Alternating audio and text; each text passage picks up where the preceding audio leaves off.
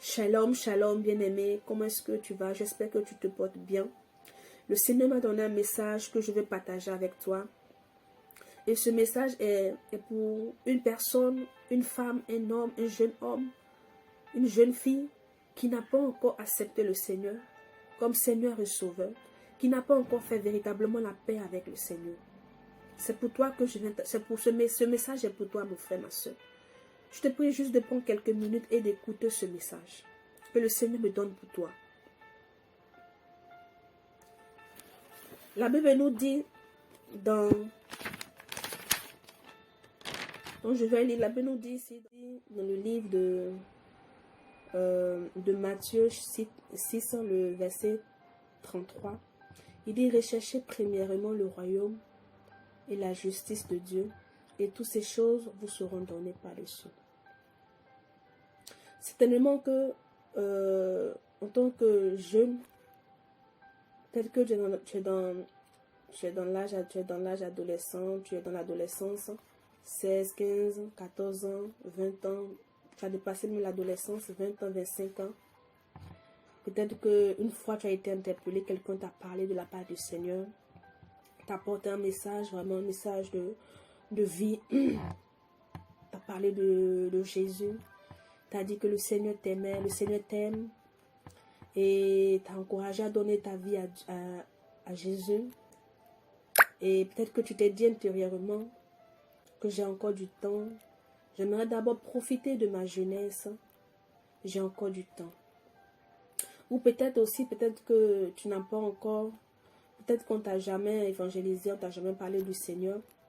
Mais aujourd'hui, moi, je vais te parler. Toi qui à qui on n'a pas encore parlé du Seigneur, j'aimerais aussi te parler de la part de Dieu. Mais à toi qui te dis intérieurement, même après avoir reçu cette bonne nouvelle, après avoir reçu ce message de la part de quelqu'un, d'un frère, d'une soeur, et tu t'es dit intérieurement que j'ai encore du temps, donc je vais d'abord profiter de ma jeunesse d'abord, et après je verrai les choses de Dieu, J'aimerais te dire que la parole de Dieu nous dit, d'abord j'aimerais t'interpeller pour te dire qu'on n'a pas tout le temps. On n'a pas tout le temps. Tu sais, il y a des personnes qui ont tenu ce genre de propos que tu tiens aujourd'hui ou que tu as tenu peut-être hier. Mais bien aimé, je t'assure que des jours qui ont suivi, ils ont perdu la vie. Ils croyaient qu'ils avaient le temps. Mais la mort a eu raison d'eux. Ils sont sortis de leur maison. Ils étaient en bonne santé. Mais ils ont fait un accident, ils ont perdu la vie. Sans avoir fait la paix avec le Seigneur. Sans avoir donné leur vie à Jésus. Ces cas-là sont nombreux. Donc ne te dis pas que j'ai encore le temps. Nul ne sait ce que demain peut enfanter, selon le livre de Proverbes 27, au verset 1er. Il dit: ne te vante pas du lendemain, car tu ne sais pas ce qu'un jour peut enfanter. Tu ne le sais pas. Et même encore la parole de Dieu nous dit dans le livre de Proverbes, dans le livre d'Ecclésiaste, le chapitre 11, le verset 9, il dit: jeune homme, réjouis-toi au cours de tes jeunes années, et que ton cœur se fasse du bien pendant ta jeunesse, marchant sur les chemins où tu voudras. Donc ça veut dire, fais ce que tu veux, fais ce que tu voudras,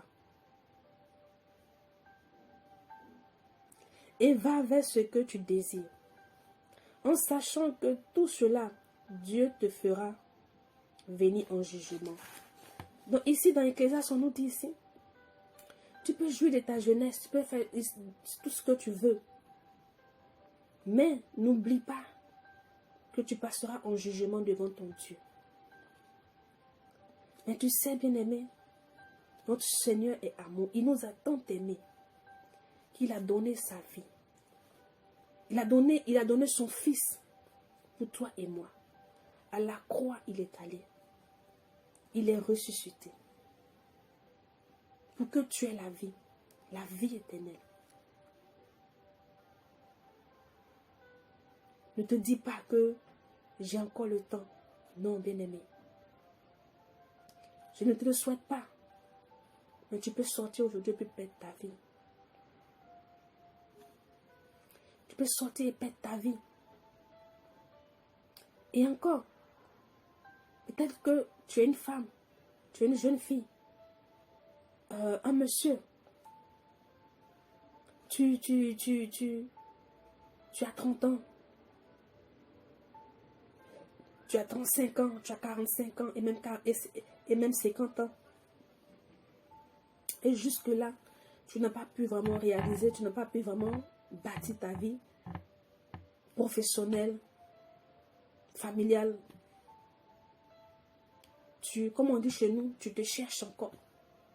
Et lorsque on te parle de Dieu, plusieurs fois les gens t'ont interpellé, les gens t'ont parlé de la part du Seigneur, de donner ta vie.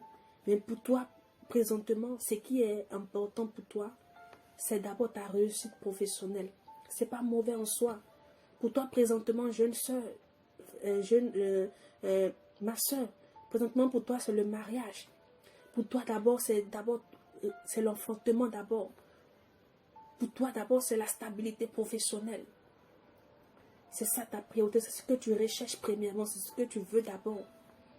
Et lorsqu'on te parle des choses de Dieu, lorsqu'on te parle de la part du Seigneur, tu te dis non, d'abord, quand je vais finir avec tout ça, et puis je verrai après. Mais j'aimerais te dire que toutes ces choses-là, comme a dit la parole dans le livre de Matthieu 6, verset 33, il dit rechercher d'abord. Le Seigneur dit de rechercher d'abord le royaume et la justice de Dieu. Cherchez d'abord les choses de Dieu. Cherche d'abord à accepter le Seigneur. À faire la paix avec le Seigneur. Et tout ce que tu cherches, ces choses-là, il va te l'accorder. Dieu ne nous a pas créés pour que nous souffrions. Dieu ne nous a pas créés pour que nous souffrons. Non. Lorsque le Seigneur a créé Adam, il a mis au milieu de l'abondance dans le jardin. Il y avait tout, il avait déjà tout disposé. Donc, ce qui signifie que Dieu a déjà tout disposé. Mais toi, ce que tu dois faire, mon frère, ma soeur, tu dois d'abord chercher le royaume. Chercher le royaume, c'est chercher à faire les choses de Dieu. Chercher d'abord à accepter le Seigneur, à faire la paix avec le Seigneur. Cela est important pour toi parce que pour que tu aies la vie éternelle, pour le salut de ton âme. Parce que tu peux courir après toutes ces choses. Il y a certaines personnes bien-aimées qui courent après toutes ces choses, mais qui ont perdu la vie. Sans avoir accepté le Seigneur. Qui ont perdu la vie. Sans avoir accepté le Seigneur. Tu sais, mon frère, ma soeur, tels nous sommes venus sur la terre, tels nous irons. Personne n'ira avec un convoi de ses biens. Non. C'est pour cela, a dit le roi Salomon, vanité de vanité, tout n'est que vanité. Je ne suis pas contre la bénédiction, je ne suis pas contre l'abondance. Non. Mais j'aimerais t'interpeller à chercher d'abord premièrement ce qui est important. À chercher d'abord premièrement le salut de ton âme. Parce que si tu quittes, s'il arrivait que Dieu te rappelle, où ira ton âme? Où iras-tu? C'est la question que tu dois te poser. Parce que je peux t'assurer, tu peux avoir le mariage, tu peux avoir les enfants, tu peux avoir une promotion, une stabilité, bien-aimée, mais finir en enfer. Mais perdre ton salut. Et pour toi aussi, mon frère, ma soeur, pour toi qui, par la grâce de Dieu, a pu vraiment te réaliser professionnellement,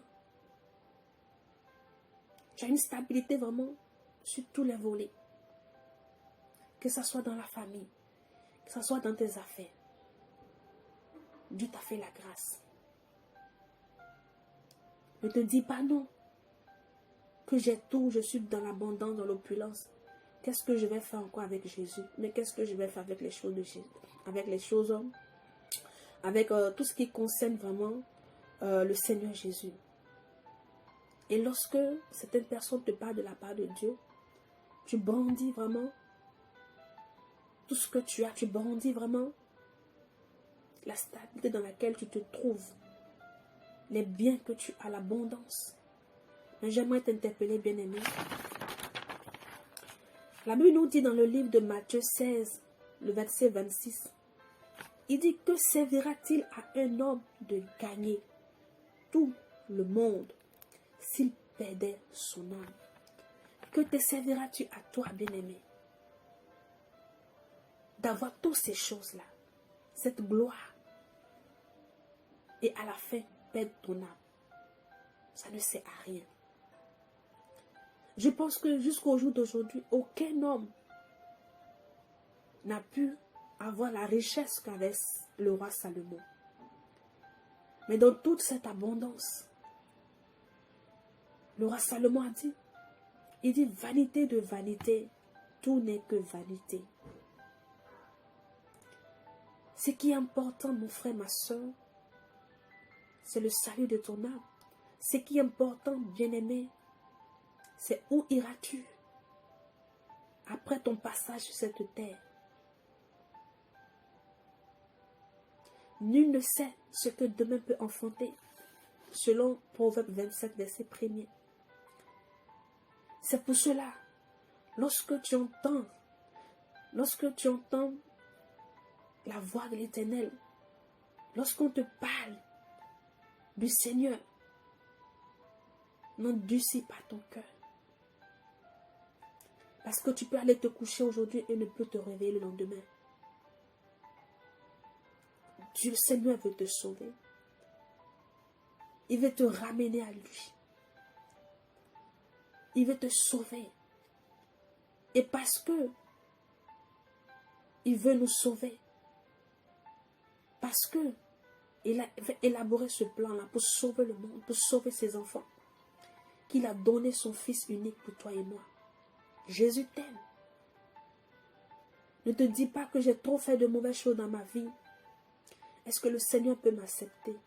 Bien-aimé, comme je le dis souvent, c'est les hommes qui jugent. Le Seigneur ne te juge pas. Tout ce qu'il veut, c'est que tu l'acceptes véritablement dans ta vie. C'est que tu l'acceptes véritablement dans ta vie. C'est que tu acceptes de marcher avec lui. En abandonnant les choses de ce monde.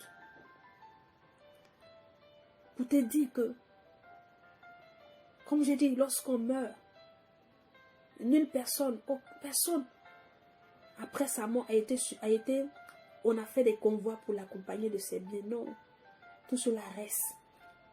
Et on retourne tel que nous sommes venus. Mais où ira l'âme? C'est la question que tu dois te poser. À toi, jeune, qui te dis, que j'ai encore le temps. Je dois encore profiter de ma jeunesse. J'aimerais juste t'interpeller pour te dire que tu n'as pas le temps. Parce que la Bible nous dit dans Hébreux 9, verset 27, il dit: comme il est réservé aux hommes de mourir une seule fois, après quoi vient le jugement. La mort, lorsque tu meurs, c'est fini. Il n'y a pas un retour en arrière, non. Mais tu es encore en vie. Tu disposes encore du souffle de vie. Le Seigneur t'a fait encore la grâce d'avoir le souffle en ce jour. D'avoir le souffle. Il te donne encore. Il te fait encore la grâce de pouvoir faire la paix avec lui. De pouvoir l'accepter comme ton Seigneur et ton Sauveur. N'endurcis pas ton cœur. Parce que tu ne sais pas ce que demain t'attend, demain te réserve. Seul Dieu sait de quoi il fait demain. C'est pour cela qu'il t'interpelle. Lui qui connaît ta vie, lui qui connaît ton lendemain, il t'interpelle pour que tu lui donnes ta vie. Parce que tous, nous allons passer en jugement. Tous, nous allons passer par la mort. Mais après la mort, qu'est-ce qui suivra? Où tu iras? Où tu iras? C'est la question que chacun doit se poser. Où tu iras? Donc c'était juste pour partager ce message avec toi. Juste t'interpeller, mon frère, ma soeur. T'interpeller de la part du Seigneur qui me donne ce message pour toi.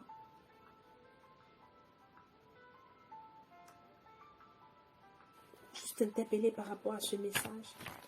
Je sais que ce message est pour quelqu'un qui m'écoute présentement, qui est dans ces 3 cas que j'ai énumérés tout à l'heure.